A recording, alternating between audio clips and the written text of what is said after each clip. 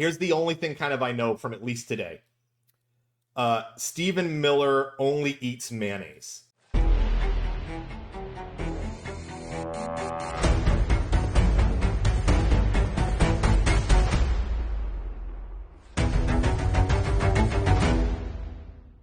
everyone, and welcome to another episode of the back, baby, of the Blue Sedition podcast. I know you guys have missed us, all of you. I'm Nate Brady, alongside Mike Smith, everybody. My beautiful co-host, Mike Smith. We've been on hiatus for a couple weeks. We needed to get away from it all, even though we didn't really do a great job of getting away from it all, did we? We just put a little more American distance between us and the problems. Yeah. And that solved everything for a short time, but now we're back. And things, as it turns out, are worse than ever. So that's good. Sorry. Where do we start? I mean, you're gonna be the guy today. You're gonna be the guy that drives this thing, because I have to tell you, I don't want to know what's going on, and I've been trying my best. Yeah. Basically, so while I was out, I didn't look at Blue Sky at all. Okay. That's my only social media. I didn't look at it. I refused. I don't watch the news. I don't read the newspapers. So I was blissfully ignorant to everything going on. Okay. But now I'm back, and I'm going to make you suffer. Okay, because here's what I know. Here's the only thing kind of I know from at least today. Stephen Miller only eats mayonnaise. I saw that. I was like, is that why he has that droopy complexion where he looks like kind of a white nationalist droopy dog? You know what I mean? As far as bald white guys go, it's hard for us to kind of to be out there and be seen as good people generally. And, I don't feel like I have a good representative for, bald white guys. Okay, look, you can see I kind of do this myself. But I put this on myself. Yeah. However, Stephen Miller really takes it to it's like if those little mustaches were ever cool, Hitler ruined them, right? Right. So Charlie Chaplin's pissed because of it. Sure. Right. So the Stephen Miller look, it's really killing it for what's supposed to be the greatest race on earth. So he thinks it's not a good look. Why do the people who espouse that they're the greatest race on earth always look like Stephen Miller? Like they're worse. They're like Steve Bannon.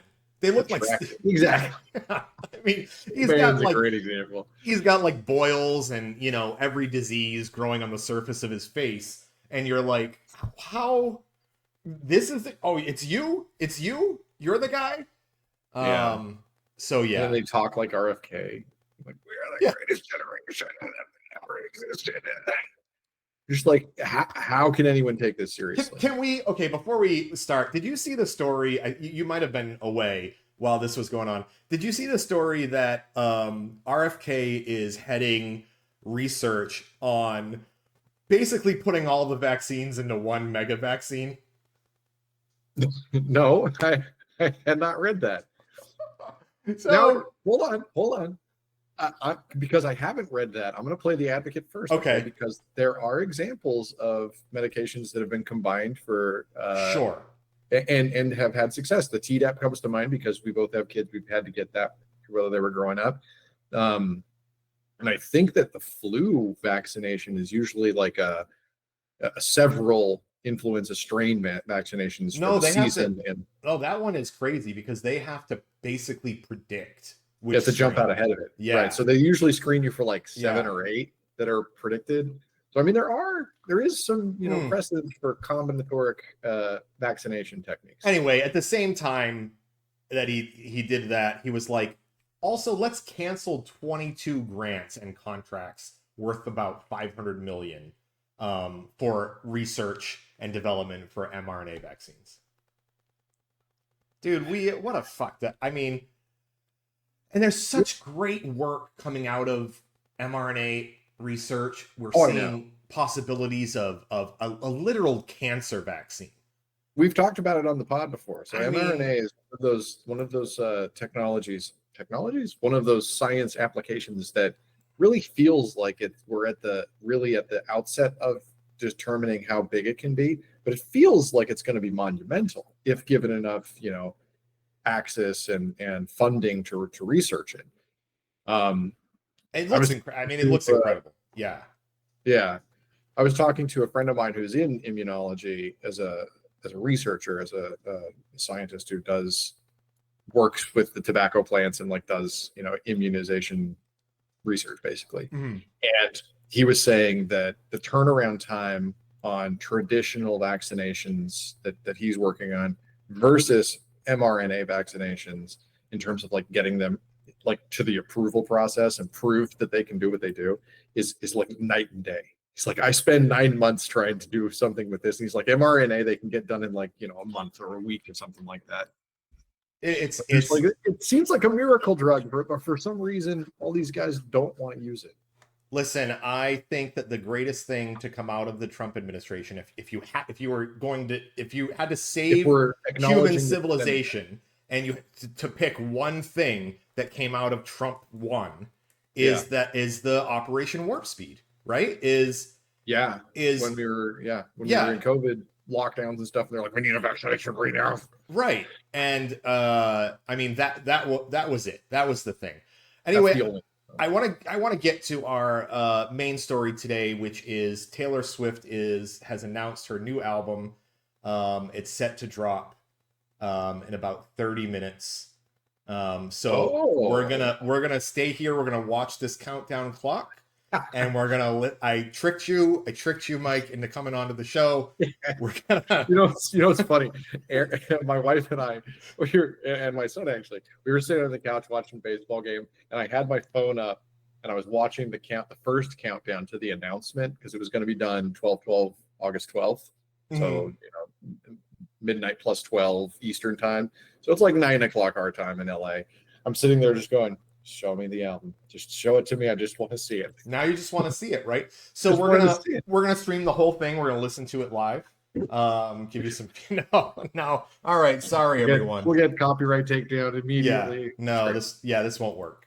And she is, listen, I'm sorry for all you Swifties out there. I'm a Swiftie. I went to see her on the tour before the Eras tour. I forget. Right. I got to see her and SOMGS, Selena Gomez. No, listen, great, fantastic show. She puts on a great show, but she will tear your motherfucking Etsy shop down if you even mention her name. Oh yeah, I'm sure. She's worth so much money. I'm not surprised that she doesn't have 40,000 people on retainer to just like troll all the sites for anything related to her that are unlicensed. She is violent, and I have mixed feelings about it because on the one hand, I think copyright law is just out of hand in the United States, but then on the other hand, as an artist wanting to protect your work and your brand, I get it. So she's her brand, right? So it's like I kind of get that. It's interesting, and we didn't plan for any of this, but I like riffing a little bit. I've been seeing a lot more AI slop, I like to call it, on AI slop. On the internet, basically. Right. And it reminded me of that thing that Trump did where he like posted this video of Obama like being in the White House with him for some reason, and then he like gets arrested. In handcuffs. Yeah.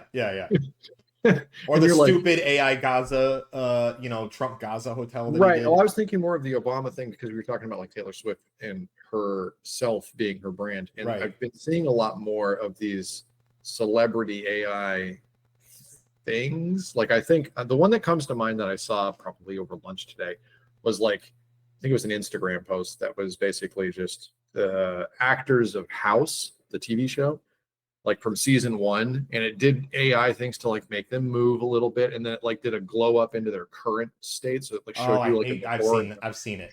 And I'm like, at some point, you're making money off of their likeness and basically nothing else, right? Right. So there's got to be some line there where, especially for actors, but also for most performers, where your brand is who you are and your face and your voice in a lot of cases. Like I think of Alan Tudyk. He does all of these like Disney voices and things, but like his voice is his brand. So I know he's great. Yeah. But I'm like, at some point, they're going to try and like force this AI slop on everybody, and they're going Right. to try and replace these actors. And I'm like, there's going to be lawsuits, I feel. You know, and one of the things that I think the scariest thing in all of this is that it's getting really good. It's getting to the point Yeah. where, Yeah. you know, we went from right, we went from this you know, we went from this. Remember Will Smith uh eating Oh, spaghetti? man. That looks great. I mean, that's clearly Will Smith. Yeah, it Taken clearly with Will like Smith. We went from this with to what appears to be 2 plates of spaghetti with a bowl of spaghetti in between them. in between them, and he bent the spoon. And he bent it. Well, I mean, yeah. When you're digging that hard into the spaghetti, who can blame you? Sorry, let me go back to the countdown. This is the countdown to when we'll actually get to our first topic today, I guess. Yeah, 23 good, minutes remaining.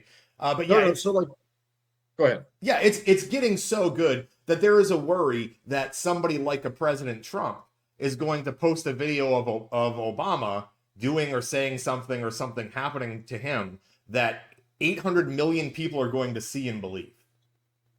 Yeah, yeah, that's the real scary part, I think. It's going to be frightening. I think the next presidential election, think of how far we've come in AI in just the last, you know, 2 years. 2 years. I think the next presidential election is going to be literally insane.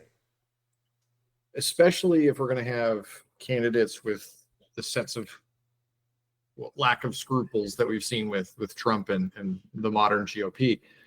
I don't really see them doing anything except blatantly lying. Like you could imagine it, even in the last election, if they had these sorts of tools at their disposal, you would see regular commercials on television, I'm certain, of just having Kamala Harris saying nonsense to further their message. You know what I mean? Like it's one thing to be like, Kamala Harris believes in X, Y, and Z, and you know, drum up votes for that. But then it's another thing entirely to just have your AI produce a video of Kamala Harris saying X, Y, Z, and you're like, look at her, she's saying the thing. You know what I mean?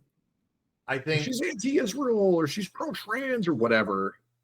I think that yes. The problem is Trump won on that playbook of saying whatever the hell I want.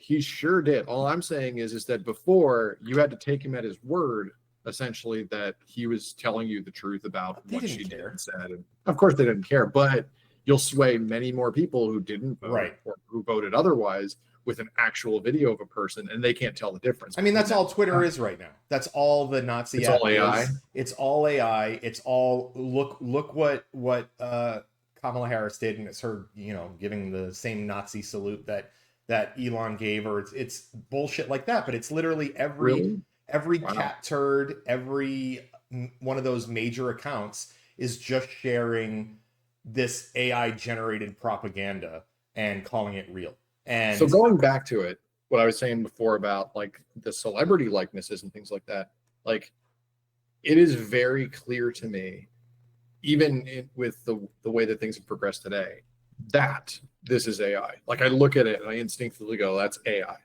There's no doubt in my mind.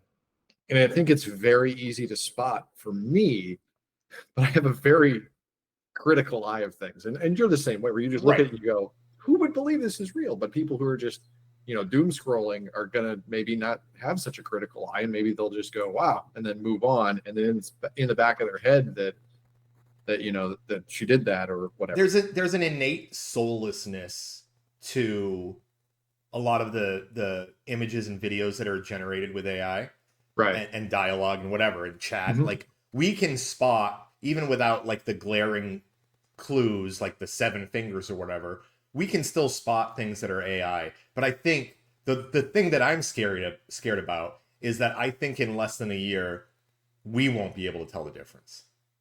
Like you don't think so? No, I think it'll get better at. I think one of the things that they're trying to do, right, is make it get better at those little tiny social cues that happen that give the watcher, the viewer, the sense of reality in the image or in the video. And I think that's coming. It's the voice. what is it, 11 Labs, and heck, even ChatGPT, and others that are doing advanced voice mode. If you listen now to the conversations that you have Oh, in audio advanced tricks. voice, Yeah, like yeah, you and I do it all the time, where you say something and you have just a little micro pause where you go, right, and then you, it makes it sound more natural. right. And I agree that the voice things have come a very But I long think way. that's coming in. I think You think they're. it's coming in video? I I think mean, it it's has coming to to video. be. What else are they sinking all that What money for, right? right? What else would you be doing? Because they want to be able to do, full scale movies with this stuff, Yeah, and you're yeah. not going to buy that software unless the characters you create are realistic. Yeah, I mean, I agree. I'm really, I find it, I'm on two sides of the fence, right? Because I'm a fence sitter. Uh, it's really interesting. Like from a technical aspect, I find all this stuff just deeply interesting, and I feel like they've been slowly chugging through the uncanny valley for a long time, but I still feel like we're in it. And I agree, We are in maybe it. they'll come out the other edge, but I think they're but going it's to been bust through. I think they're okay. going to bust through. A bit to your point before, though, it's already fooling enough people where it's a problem. Yeah, You know, no, I know. I mean, it's I, it's scamming it's scamming spouses into sending money to people that they shouldn't be sending money to. right, right, With fake phone calls and things like that. So, if you're tricking somebody that you literally spend your entire life with, right, that's already a major issue, and it's just going to get better. right. That's true. And people are So, lazy inherently. I mean, that's why phishing attacks work or spear phishing attacks work, is because it has the sense of plausibility on first blush that you're just like, and then you go and do whatever it is, and then you think about it for 1 second, and you're like, well, now wait a minute. we work with literal, and we can be considered for some of the certifications and things that we have, security experts that Yeah, still get very close to being tricked with like I almost clicked that link in that email, and then this one little thing made me go, wait a minute. yeah. And that's where AI is headed. To that one little thing is going to disappear. And And to your point, enough people are already missing that wait a minute yeah, moment. yeah. So it's like I mean, if it that's gets why better, it's just going to make more people fall for it. right. That's why those call center, scams are. It's a multi-billion-dollar business because people Oh fall yeah. for it. Oh yeah. And with AI, dude, the emails have gotten. It's no longer a Persian prince with all kinds of misspellings. I mean, it's a very very believable email from my boss, your boss, whoever. Who has That's better grammar and spelling than you? right, exactly. Where you're like, oh, this is okay, this is legit. So that first clue is gone now. Now you have to Yeah. look for all those other clues. Okay, well, it's PayPal with a fucking 4 instead of, an Right. A, so Yeah.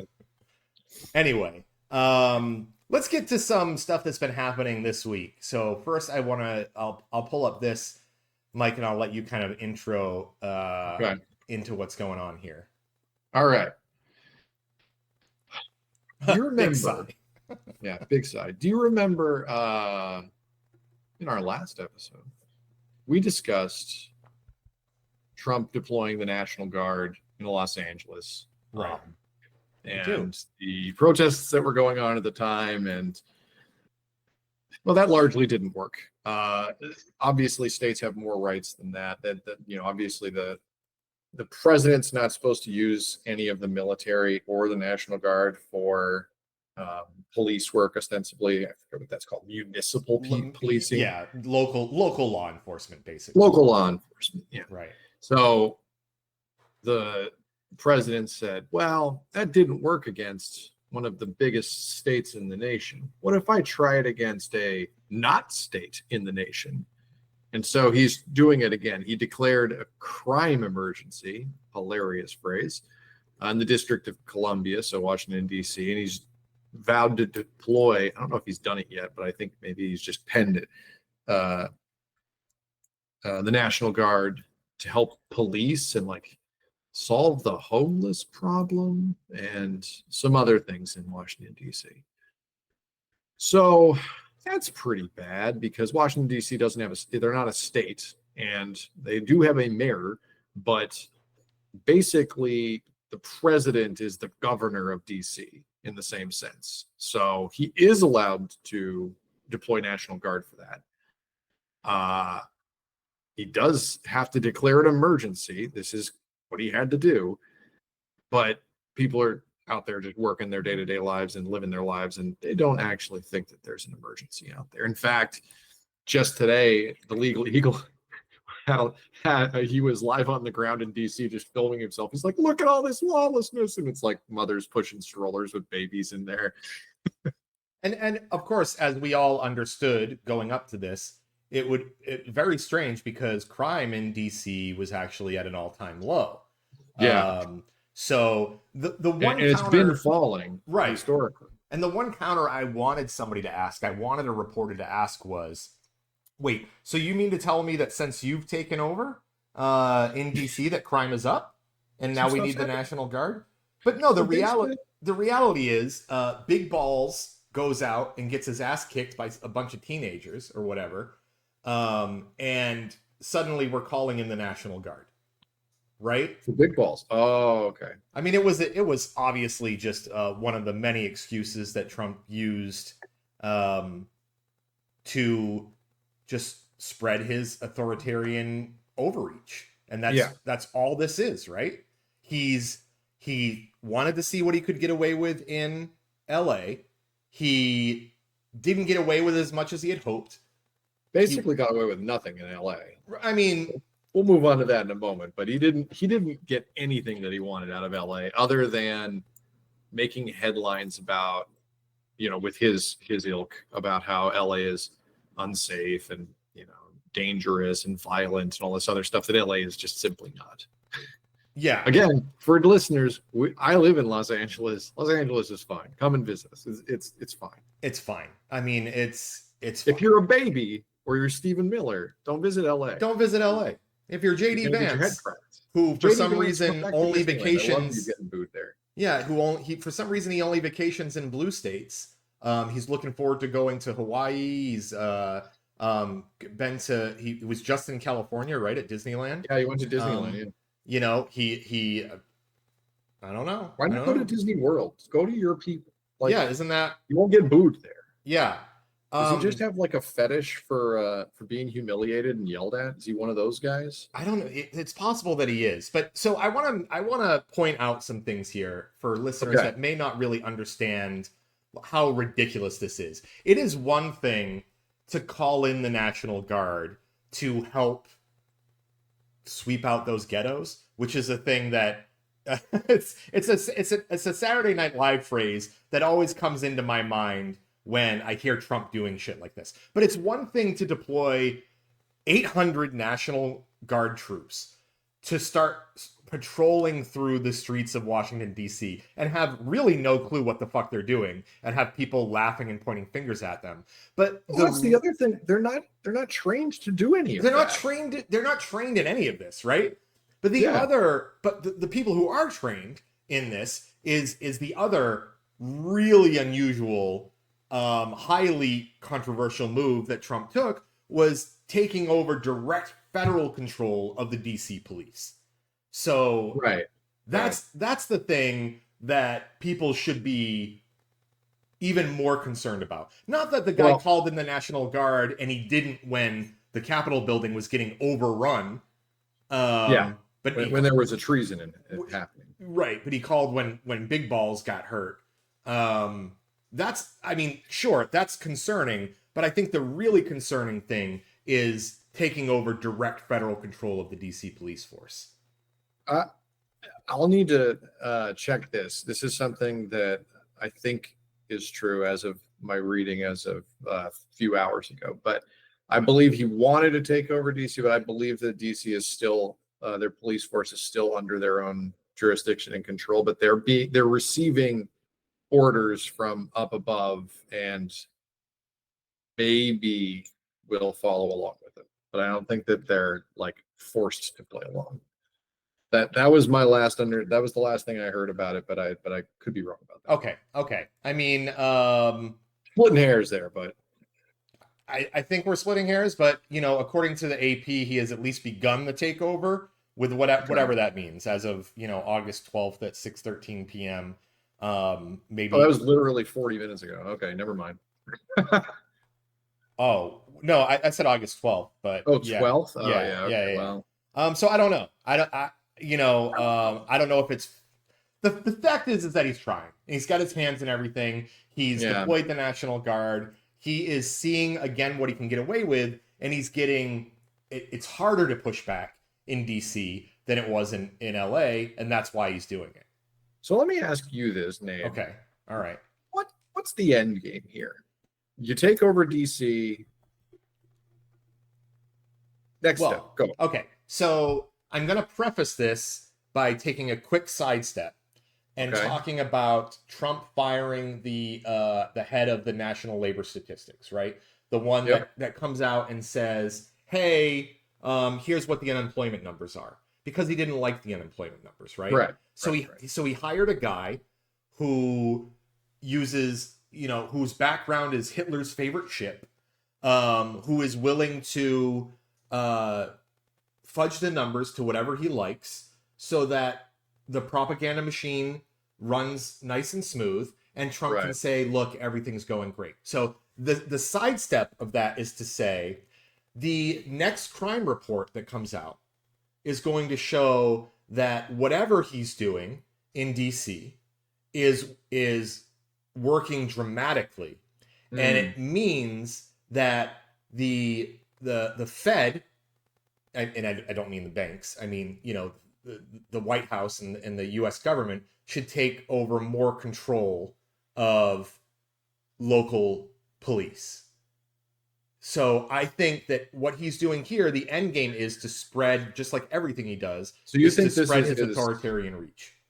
okay? So this is his trial run at Right. trying to take over important cities. What else would it be? I mean, why else would you do I don't this? know. That's what I'm saying is I don't see a clear path to victory on anything, and I listen to what you're saying here, and I see that.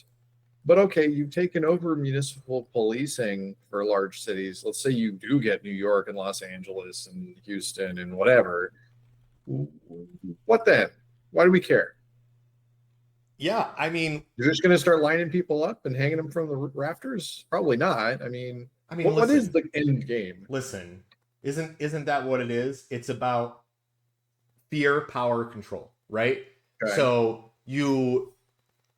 if there's police all over the place, okay, Right.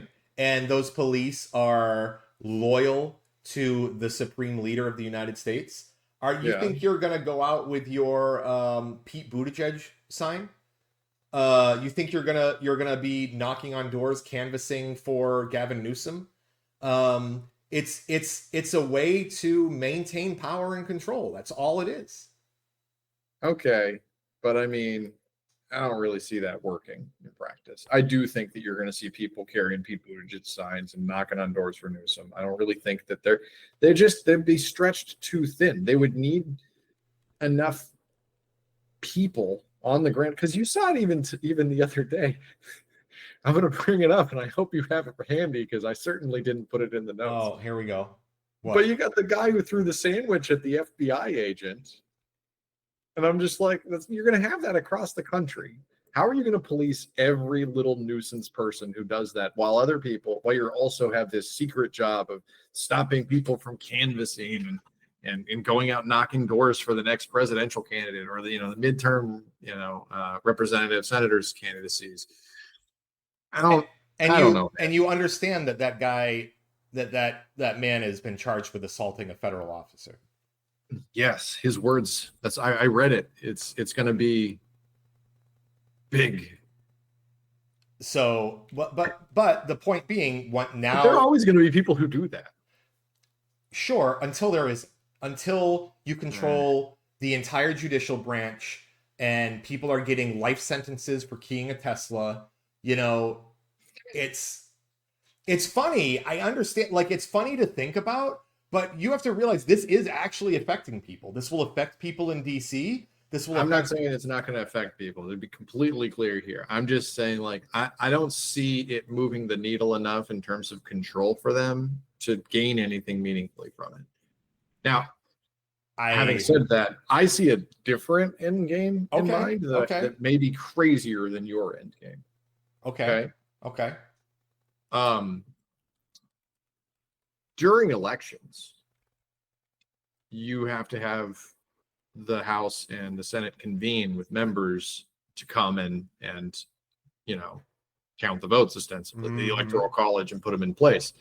Well, now if you're controlling all the DC, you're getting to the same end game though, now right? now I believe it. Like, oh, we had to detain this guy because Senator who's it's because whatever. Oh, it turns out he's got 40 grams of not meth. What's the drug that they hate?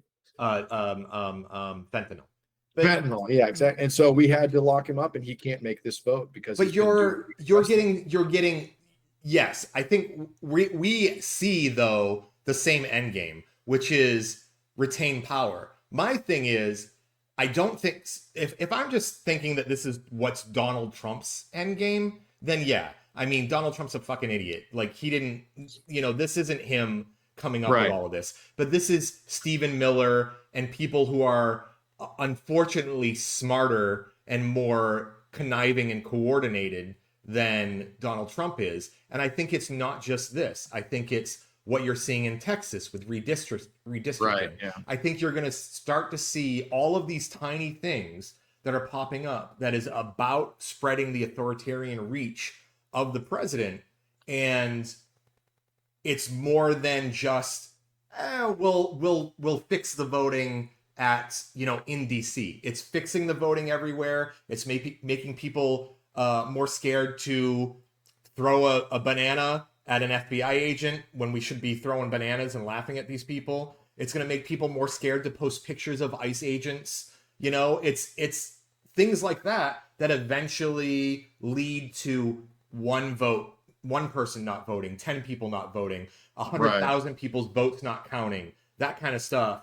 And then suddenly you have a third Trump term. Now, I don't think Trump's going to make it. You think he's going to, oh, you mean health-wise. You don't think he's going to bungle it to the point. Yeah, I don't think Trump's going to make 2028. I mean, if I were a betting guy, I would say, but they're setting up for their party, their America First, basically neo-Nazi party to regain control. And I think that's what's going to happen. Yikes. That's what I mean. I'm sorry, but like, how can you not look at where we were 8 years ago and see the trajectory that we're on and think that this is basically the worst of it?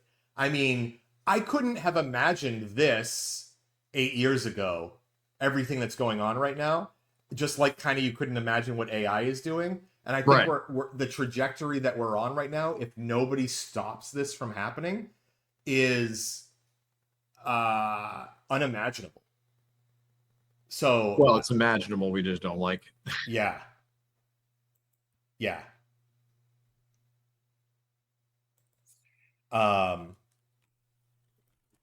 Anyway, sorry. I got sidetracked. I hate it.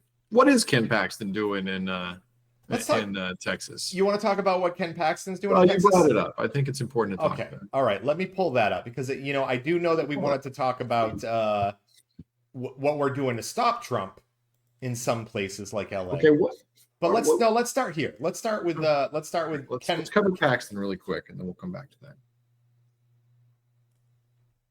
Okay, so what's going on here? Well, Ken Paxton. Okay, so there's a legislative body in Texas, as with most states, they're going to be state representatives, and they're the same sort of idea as representatives at the federal level. They're elected representation for various districts in your state. And then they make choices that affect all of Texas. Texas, after redrawing the map, their electoral map, a few years ago, I want to say, maybe it was even less than that, were given an order from Daddy that a new map needed to be drawn because he's afraid of losing the House of Representatives in 2020, 6. Right. This is a mid-decade redistricting, which is, I guess they do it every decade. So this is not a normal thing, right? Right. Okay. It shouldn't have been done. It should not Okay. be done. And the Republicans tried to pass the new map basically in the middle of the night, so that they couldn't vote. They had to vote on it. They couldn't debate it, and the public wouldn't know about it. And they had the enough votes to pass it. However, Texas has an interesting rule, and it's important that we note that it's a rule and not a law. A rule at the legislature that they must have a quorum, which means that they must have half plus one people present to make any vote. The Democrats, basically not being able to do that, jumped ship and left town. Maybe the quorum is actually 66%, because otherwise, why would they leave? Right. And so all the Democrats, instead of showing up to vote, left town. They fled to Los Angeles and Illinois and maybe New York. It's hard to remember exactly which Democrat states they fled to, but they basically said, can't vote if we're not there. It's in the Texas Constitution. Good luck. And they basically forced their hand. So Ken Paxton had sued. He's suing all of these states, but notably California, and Illinois, to try and what's even the word, Nate? He's trying to get them to deport these Texas Republicans. Literally deport. Is right? that the word? I mean, what is it called when somebody commits a crime and then they flee overseas and you ask them to come back? Like extradite. Extradite. He's asking these states to extradite these, legally appointed representatives of Texas state back to Texas. And first of all, I mean, California's response was just hilarious. They were just like, what? No, get out of here. And then they dismissed it. They're just like, no. But Illinois allowed the suit to continue. And then today, a judge was like, well, no, you're an idiot. Yeah. And thank goodness. So I want to give an update for people who have been following it and got a little nervous today or yesterday when they saw that it had passed. It passed the Senate in Texas. So in order for it to become law, it has to pass the House in Texas. And these are basically House Democrats in Texas that are still absent from the state. So they are still in a standoff until those Democrats decide to show back up. And I think there is some deadlines, right? So they're trying to stay past. They're trying to stay away past this deadline. Okay. I forget. I don't have it in front of me. You know how the legislatures are at local, state, and federal levels. They basically work 2 months a year and then they have vacation. So there's going to be some deadline where they all agreed, this is the end of our legislative work, and now we party, and then they go off and do whatever they want. So I'm guessing that's the deadline, but I'm not really. Yeah. So what I see here at least is it's not really a deadline, like a fixed statutory deadline, but that they are having a special session to address the redistricting, and it's scheduled to end on the 19th. So they can extend it if they want, but it's scheduled to be like, all right, we couldn't get it passed on the 19th, where the Speaker of the House in Texas has set a deadline for Democrats to return by this Friday. Of course, what does that mean? I don't care about your fucking deadline. Yeah. And of course, sounds like you've got a deadline. Yeah. And, of course, Republicans are very excited about this because it's set to gives them 5 more seats. Gives them 5 more seats, but shuts down people like Jasmine Crockett, right? Because that means her district would be affected by this. Right. Her district gets split into 2 other Republicans. Right. So you're like, that's not how this should work at all. That ain't it. And of course, now we've seen Gavin Newsom and other governors of large states say, well, you don't want to do this. You don't want to tango with us because, well, we'll offset you and then pick up more. And that's I have to harp on that for 1 second. So California, how many reps does California have, Nate? You're going to be my stats guy, but I just want to point out that California is, one of the largest states in the nation, and we don't really gerrymander our maps very hard, except for like the coast cities around Southern California. But once they go inland, we're just like, yeah, you got Redlands, you've got the Riverside, you got blah, blah, blah. And we just sort of ignore those. Well, but you could really easily break those up to be, instead of like 12 red districts, it's 9 blue districts and 3 red districts. So what's and they hilarious, just haven't done it because that's sort of the nuclear option. Right.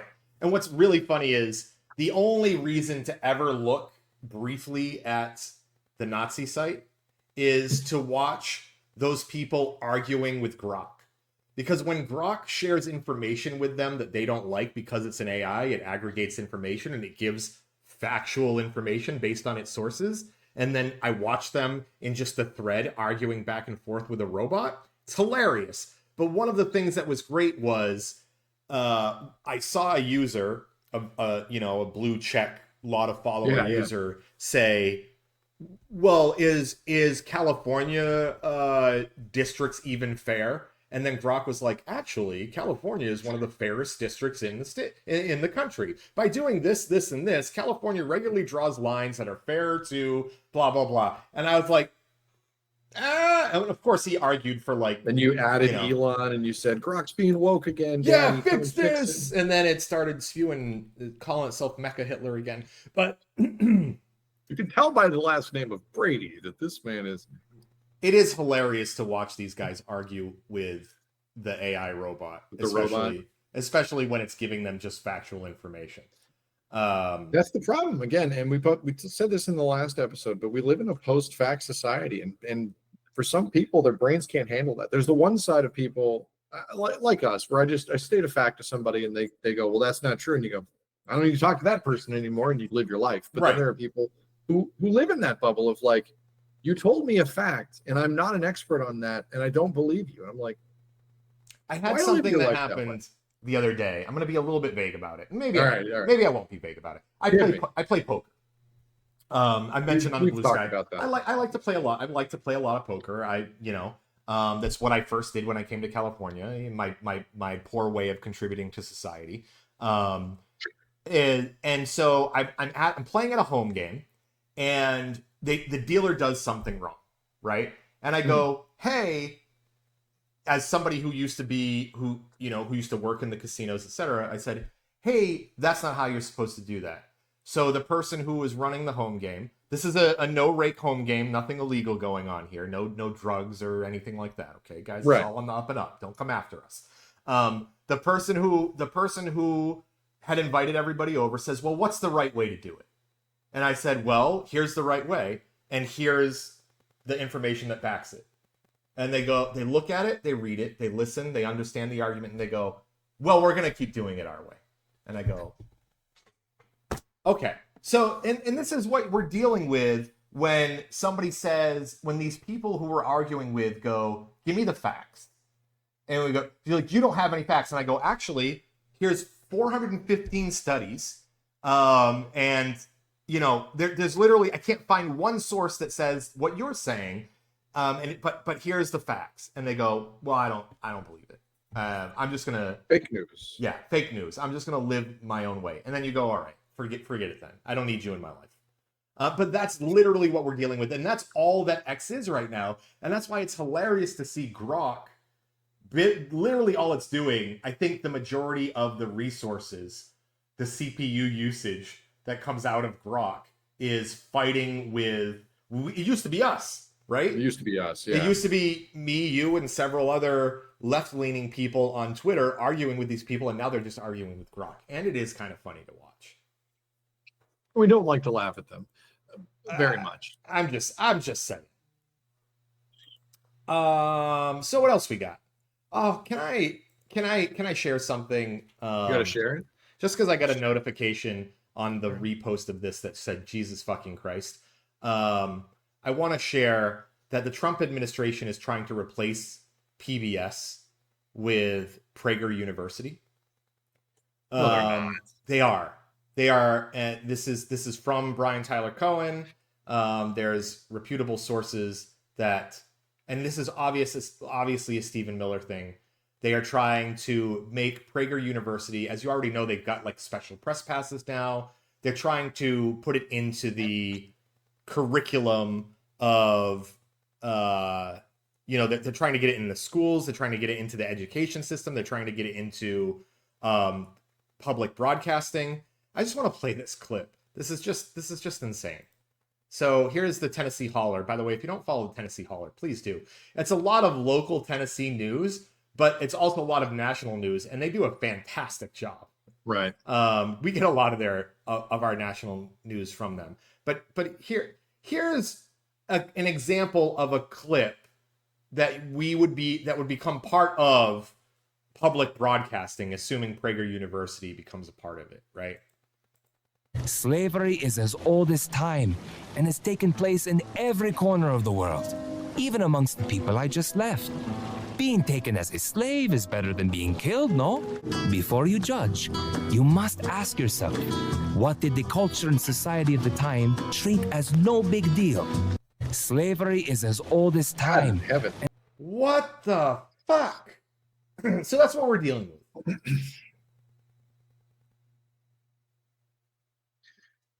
Okay, a couple moral quandaries from me here, if you don't mind. Did you think about it?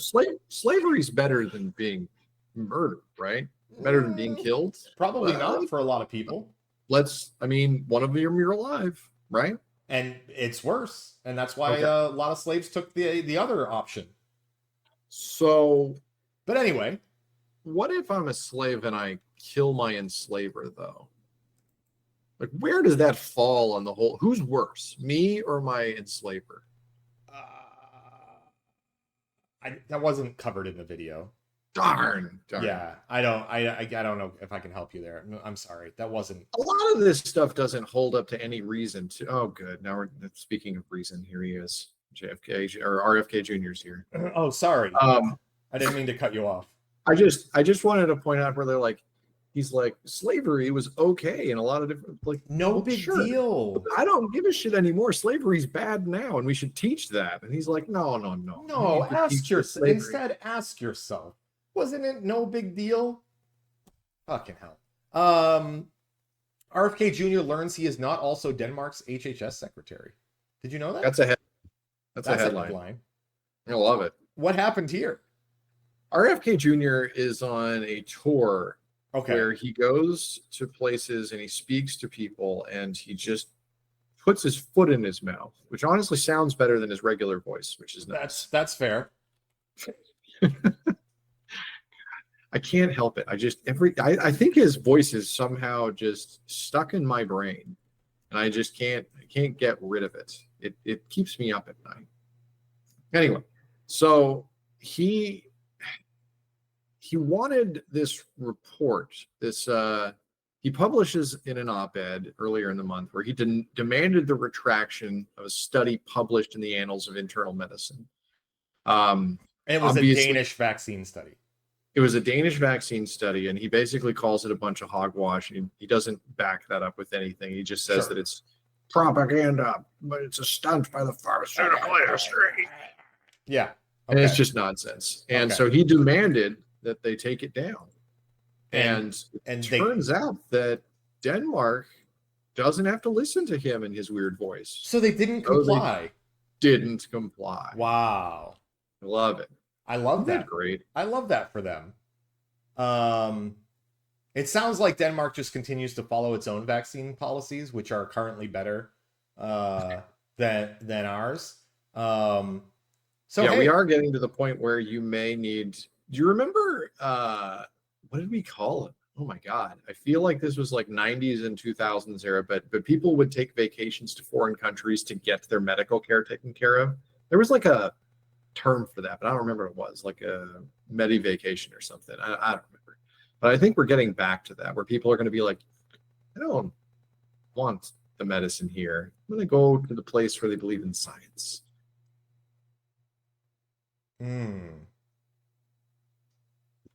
All right. No? Yes. Yeah. No? Yeah. Yes. Wow. I would like him to disappear legally.